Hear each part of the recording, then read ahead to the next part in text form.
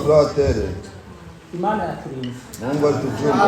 Natwe tugeze imbere yayo twishimye. Na tutafika mbele yake tukifurahi. Izina ry'Uwiteka rihabwa Jina la Bwana lipewe sifa. Imana yacu burya ni nziza. Mungu wetu ni mwema.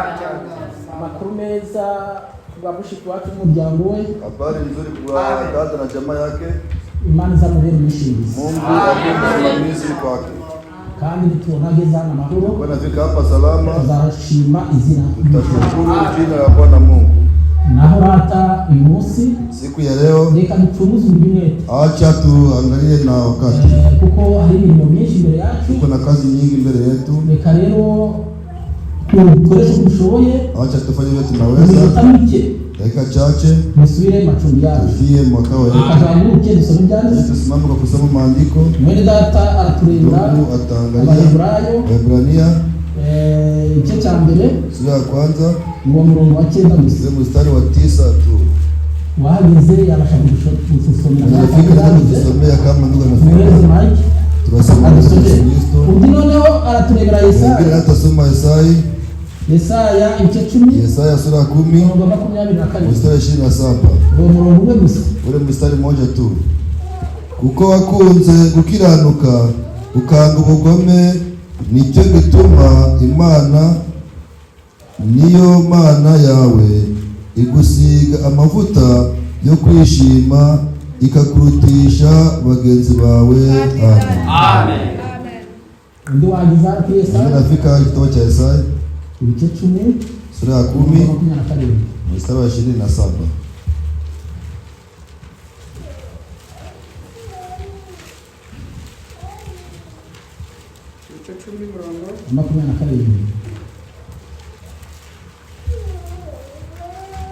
Turasoma izina ry'Umwami Kristo.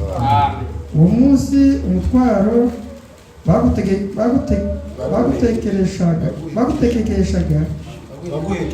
baguhekeshaga uzakuva ku bitugu kandi uzakurwa no ku buretwa bagushizeho uburetwa buzamarwa no gusigwa. Amen.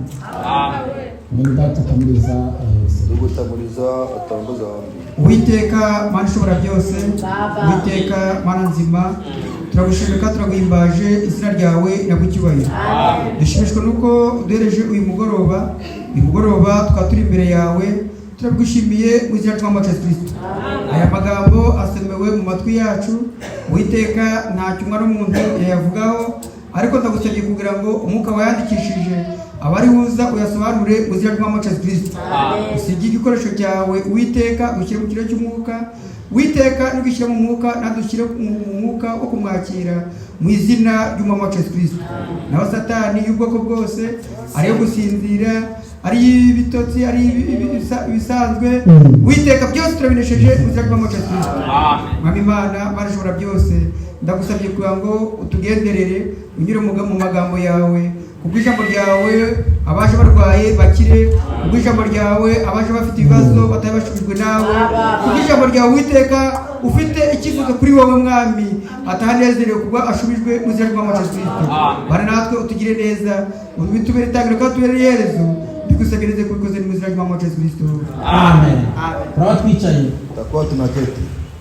Burya tugiye kwiga ijambo rivuga amavuta.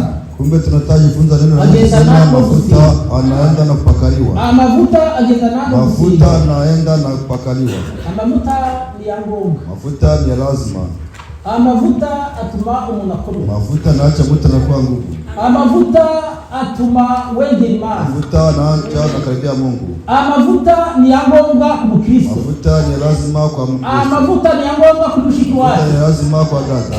Amavuta ni ya ngombwa ku dada. Mafuta ni lazima kwa ndugu. Biblia inatubwiye neza. Inatuambia vizuri yetu. Aho mwene data adusomeye. Ndugu anatusomea.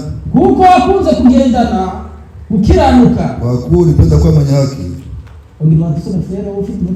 Kuko wakunze gukiranuka ukanga ubugome bw'isi, nicyo cyatumye Imana niyo Mana yawe igusiga amavuta yo kwishima ikakurutisha bagenzi bawe. Amen. Kuko kubuza gukiranuka, kupenda kuwa mwenye haki, ukandurwa n'abisi, nakatala kabisa. Niyo mpamvu Imana yagukunze, ndio sababu Mungu aliwapenda, Imana yagutoranya, Mungu anakuchagua, Imana kugutoranya, kuchagua, ahubwo gusa iguha ikimenyetso gikomeye, igusiga amavuta. Burya amavuta, kumbe kuna mafuta, amavuta mu ngero ebyiri, mafuta yiko namna mbili, amavuta y'imbere, mafuta ya mbere, ayo ngayo Imana gusiga, amavuta y'inyuma, mafuta ya nyuma, amavuta y'imbere atumukomera, ukagira ikintu bita ubudahangarwa. Ayo mavuta atumukomera, wahangana n'umwanzi, wakurikana nawe, ugahangana nawe, bitewe n'uko ufite amavuta. Ayo mavuta y'inyuma atuma noneho umenyekana, ukawukiranire, ibyo bitekana bitwaye. Bene data buri mugoroba reka tuvuge ku mavuta, kuko amavuta ni ngombwa. Amavuta afite agaciro gakomeye, amavuta ni ingirakamaro, amavuta ni ingirakamaro ku bagenzi, ku bantu bajya mu bwami. Izina ry'Uwiteka yabitwaye. Abatubanjirije bacoboye uyu murimo yuko bari bafite amavuta.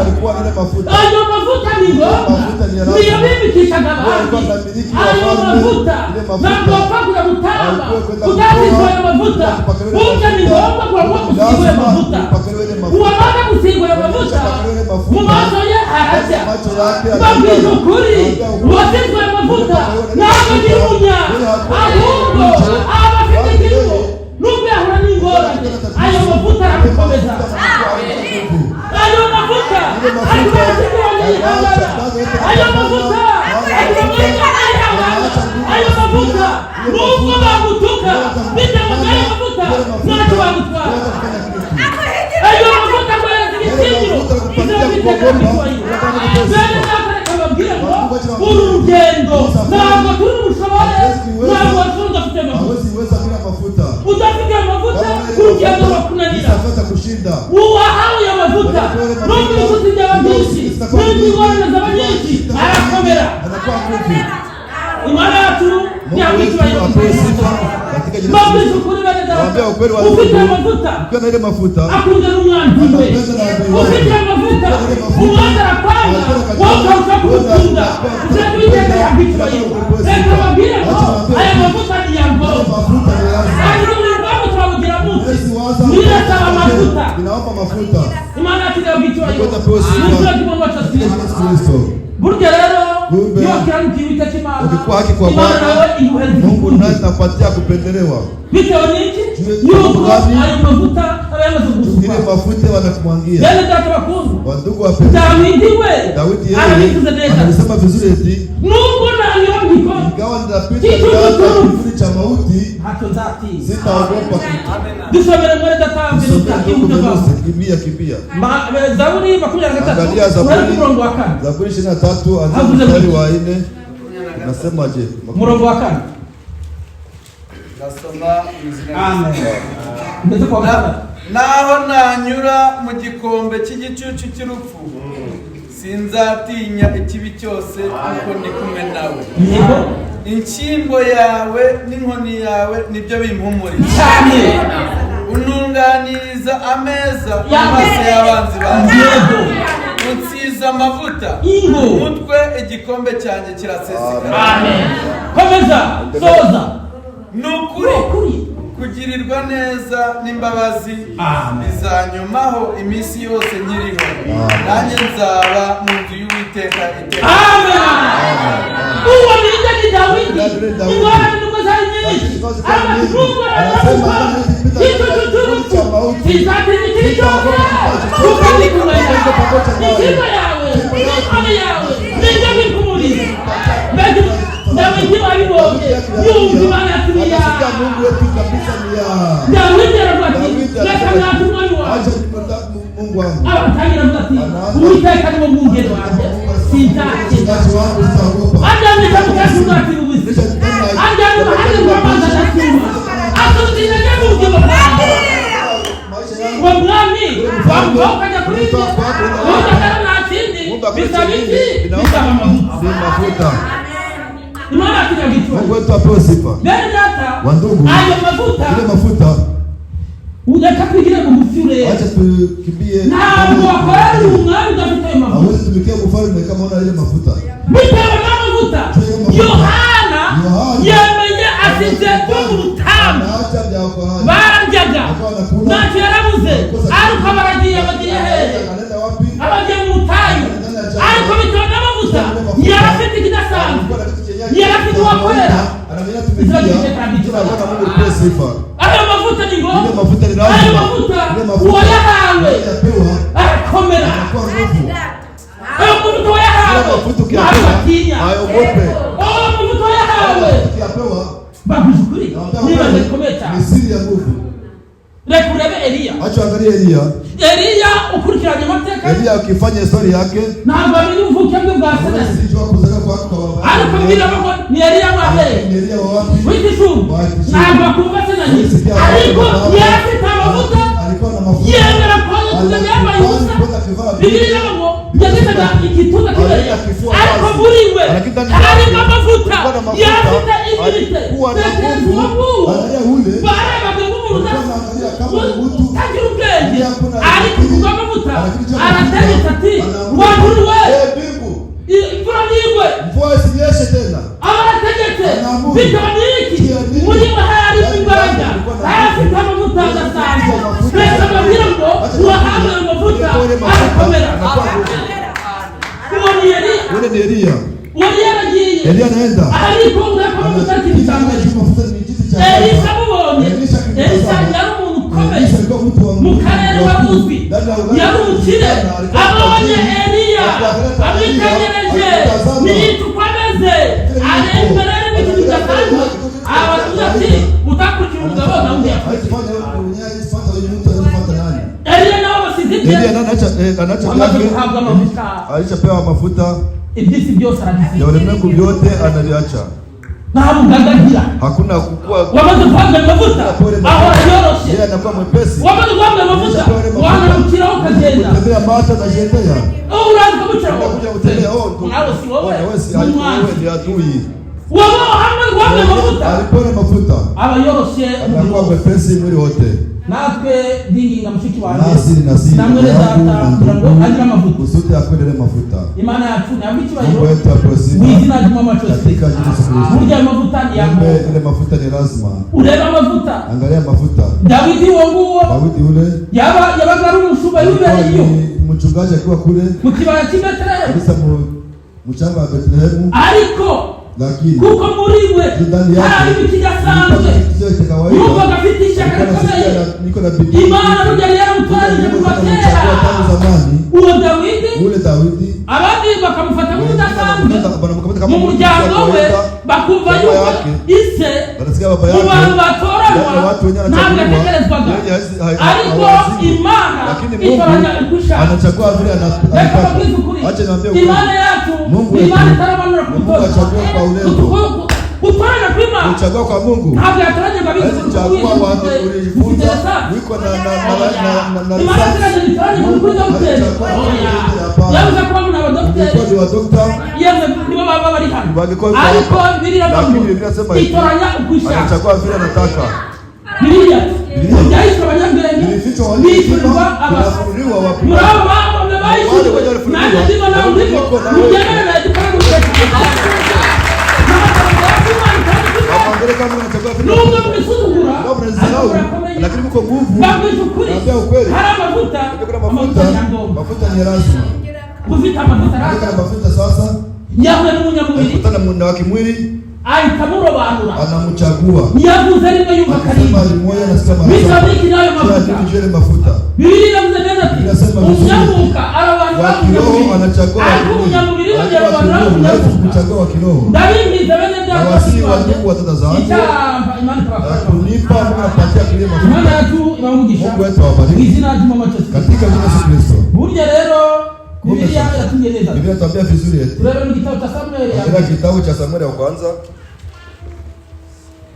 Samuel ya mbere Samueli wa kwanza 16 16 12 na 13 12 na 13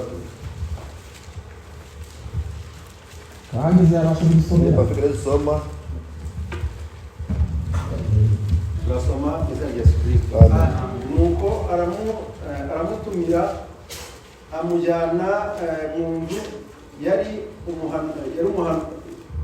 yari umuhungu w'inzobe ufite uburanga kandi w'igikundiro.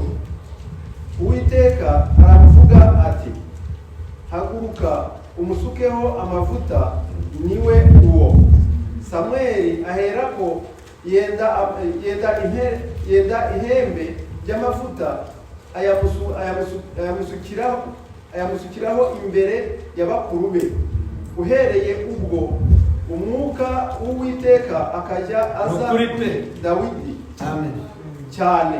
Nuko Samweli arahaguruka asubira i Rama. Amen.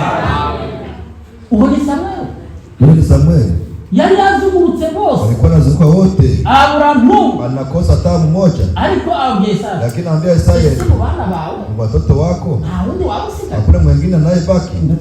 mimi nasema wale mwenye nabaki, mbona wabose wewe naona wao namize nabagize kujifunza vyote vinakatala nasiko mbona wa kale kijana anabakia, mbona naona hakuna arakana kabikimera na katoto kanakuwa pale akuna akore kale akusuzuma kale kanyuma zarau akurukiza una mtu akuna kwa karaji ule anachuma sasa na kintu nafata kama yetizi kama kitu hapo na wao mtumeho aze naye mtume ko akuje mtumeho anamtuma Daudi kimara kugeraho Daudi akishafika pale teka abwira Bwana Samweli Mungu anaambia Samueli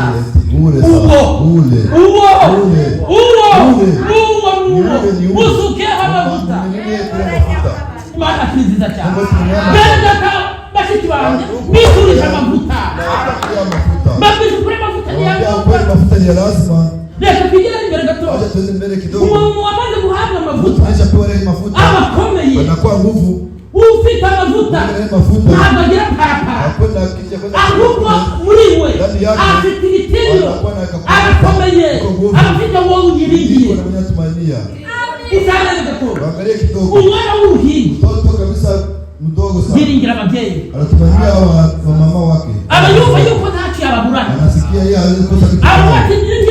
Nilikuwa na njaa. Mama tutapata chakula. Nyama ni bora y'umwambaro. Ndagara cyakisumwambaro. Ibyiringiro by'umwana abishamuje. Niko nawe. Nawe ufite ibyiringiro. Tubikatwitanga. Umwami niwo tushibere. Tukiringa ko byose bishoboka. Mwami bigenze biteretse. Sasa unakuwa che. Elisa. Nigere aho ngaho. Anakuwa pale. Akumwe n'umugaragu. Niko pamoja na mtumishi wake. Ari mu nzu. Niko mu nyumba. Umugaragu asohotse. Unaona mtumishi anatoka. Anaona majeshi. Ingabo. Majeshi. Zarasungurutse. Na wazingira kabisa. Zalizije gushaka ndetse. Walikuwa wanakuja kutafuta nani Elisa. Abayinje mu nzu. Wanaingia ndani ya nyumba. Data ujawe. Uturashize. Tawala tunaishi. Ugera mati ubayisha. Tunakuwa nini? Unuwarebe musozi. Kuna milima na milima. Wewe majeshi yanatuzingira. Elisa alikuwa kabisa na Elisa yarakomeye. Elisa alikuwa ni mwenye nguvu. Elisa akitegereje anamtazama. Anamwambia ile njoo ninakutisha. Njoo nakuogopesha. Elisa baravuza. Elisa anasema Mwami wangu. Mfalme wangu. Maana yangu. Mungu wangu. Fungura maso y'umugaragu wawe. Fungua macho mtumishi wangu. Umuhwenyesha maso urebe. Fungua macho. Angalia macho nao kama zaidi ya wale. Afunguye maso y'umugaragu we. Umugaragu we arebe ingabo. Nibakishinga. Uburyo kama kabisa. Anakuza timwani we. Nazibonye. Reka babwire ngo ufite amavuta. Ntabatinya. Hazikuogopa. Elisa afite alikuwa na nguvu, alikuwa kabisa na nguvu. Nuko ingabo zaziraje. Wa majeshi zinakuja. Imana yake leo ni imani kubwa. Mungu wetu ni Mungu. Iyo bari kugamba akiongoza vita. Hakuna mwenye anashinda. Ila bikubako hakuna mwenye anaweza. Yeye kubako na wakurangura. Imana yake urya irashoboye. Anaweza. Niyo mpamvu yitwa ndahishoboye. Anaweza. Ingabo zaziraje. Majeshi zinakuja. Zimaze kuza. Kisha kuja. Zimegeza kuri Elisa. Sasa kwa Elisha. Imana inabahumisha. Anawafunga macho. Babaraje bati wanakuja sasa. Mwaturangira. Umugabo witwa Elisa. Tuonesha. Hadi wao wanakuza ninde? Na mwenyewe alikuwa anauliza. Uwo ninde? Ule ni nani? Ni Elisa. Ni Elisa. wewe unashaka Elisa unatafuta Elisa na wala si yego ni muzo ne kamajane no acha niwapeleke sasa nje kwenda kwa Elisa kuonesha kwenye Elisa abarabajaje abagimbere abo bamwera maskopi babagiye bageze ingami unafika ufalme hari ingabo kuna majeshi baje pigona bakana kujiona baba na nabo bazunguke nao wanasikia Elisa anasema ati Mungu leka uhumura bano bantu acha kufunga abantu waangalie mahali lipo baje kuhumura basanga bango sikizindika nao wanazunguka majeshi mengine rabaka yiwe tunasema tunaisha acha watu wa majeshi Elisa anasema hapana wandugu wapendwa babwiza ukuri uzakunde n'umwanzi wawe upende na adui wako mubagaburire muwapate chakula muwaache warudie baragenda batanguha wanaenda wanapata mafuta wanasema Israeli kuna leka babwire nawe dufite imana nubwo bamwe kutureba bakaba wanaona lakini tuko hatuja nubwo bakona mugiye gupfa ariko tufishije benshi lakini babwiza ukuri bantu bafite amahoro y'ukuri ariko tukisha kuwa hapa tatizo za leka babwire bene data bashiki banjye mafuta ni lazima amavuta ni ngombwa mu mafuta ni lazima ayo mavuta ni yatuma anagaragara ayo mavuta ni yatuma isura yawe ndetse nabo mwavukiye rimwe bamwe bamaze kuba abasaza abandi bamaze kuba abakecuru wowe bamufite mbiriye ibamufite mbiriye nayo mavuta ile mafuta izira kubitekana mbitwa reka mbabwire ngo amavuta bijyanye yango mafuta ni lazima imana yacu nabitwa hiyo ayo mavuta rero ile mafuta uramunyagano wanyazwe wanabeba mateka agezeyo anafika kule anafika ufalme bose we bosi yake anaona anajaa koma anaambia bosi wake iko hapa lakini kwetu kuna Mungu hii magonjwa huyu bosi anafika kwetu hii magonjwa hizi pona wewe unashuhudia nini shida unashuhudia nini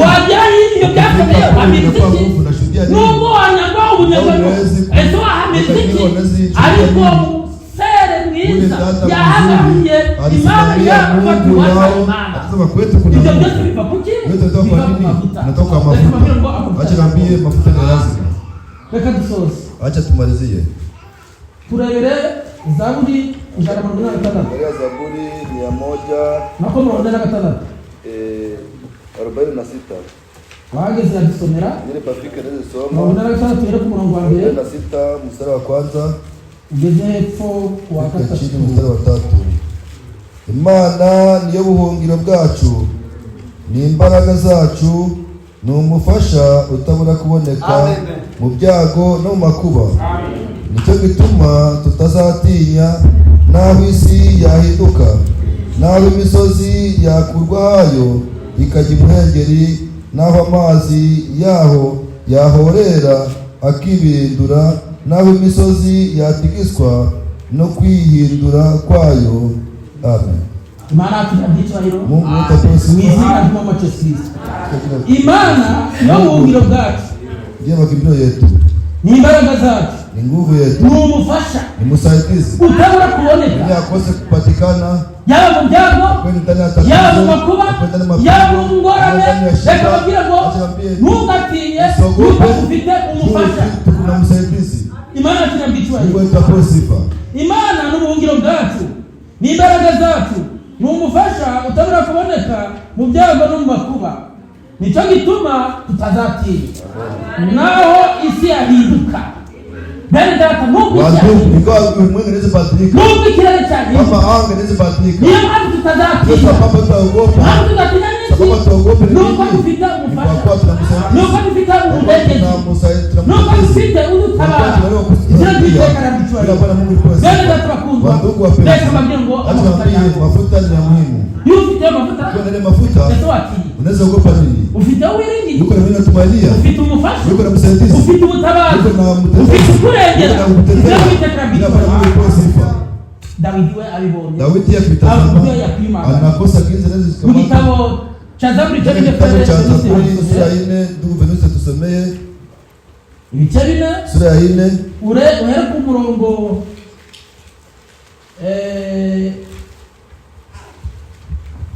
Uhere ku murongo wa 8. Anzie wa 8 wa 9. 8 na 9. Nasoma Amen. Yesu Kristo. Nkuko nabyiboneye. Yego. 8. Yera ku murongo 8. Ari kuvuga ngo nkuko nabyiboneye abahinga Zaburi bice 4. Turasoma neza Yesu. Amen. Haravuze ngo ushire ibyishimo mu mutima wanjye biruta ibyo kuburumbuke bw'amasaka na vino. Nzajya ndyama sinzire niziguye kuko ari wowe wenyine Uwiteka umpa kuba amahoro. Beni data babwiza Watu unaambia ukweli. Wamaze kuhabwa mafuta. Ajepewe mafuta. Agira umunezero. Anakuwa na furaha. Wahawe mafuta. Agira ibyishimo. Anakuwa na furaha. Wamaze kuhabwa mafuta. Yindi mwana. Wamaze kuhabwa mafuta. Anjama kizigura.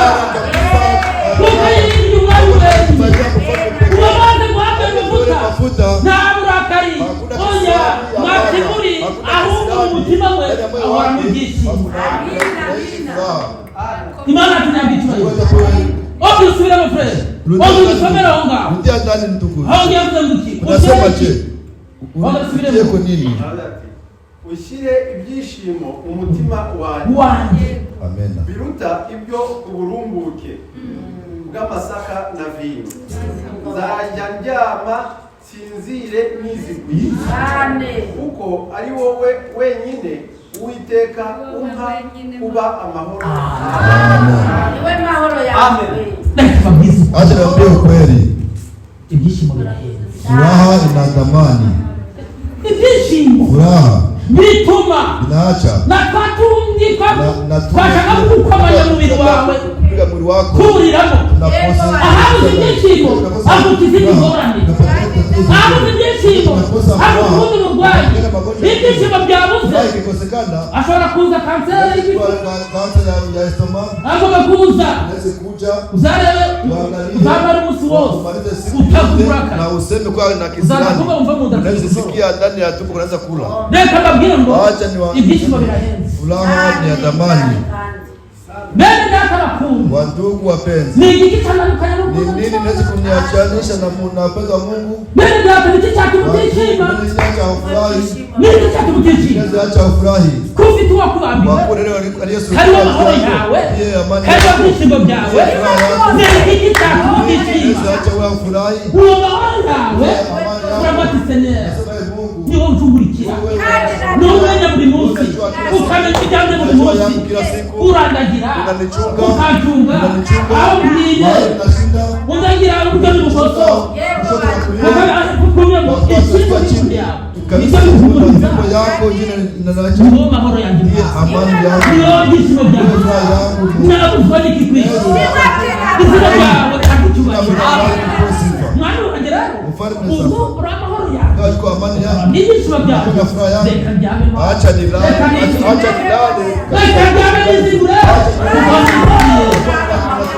Imana yatujaga icyubahiro ndakwinjiza mu cyubahiro uryama wisize mahoro yawe aho ngaho araza akaza amadelegasiyo yaba mwahumuro amaso ukareba uburyo aragenda akadufungurikira wamara kuryama akaza kumurwa bakarayika bakamutinzu yawe baza kureba ibyiza uburyo bari bikuzungurutse amahoro yacu amani yetu anatuchunga amani yetu anatuchunga si moja si mara moja wakukanitowe anda kuona nakini kwa kuna fujo mugitondo ngatifa wishimye asubuhi unakucha na furaha arukurira ukararurira mugitondo munezero nyuma yindi baada ya hivi kuna furaha nubwo tubabazwa ariko imbere yacu hari byiza imbere yacu hari amashimwe, mbele yako hari amahoro, mbele yako hari umunezero, n'iteka turabishima. Mbele data no kurambura akaboko na kunyosha mkono unawishika basi kuri bale data amafuta mjani hapa, mafuta ni lazima, mafuta sasa umuntu yamaze kusigwa yo uangalie mtu akishapakaliwa mbele akisha ingia mbele sasa uramuhera na wazi tamanzia wapi uramutinyuka wewe utamzuku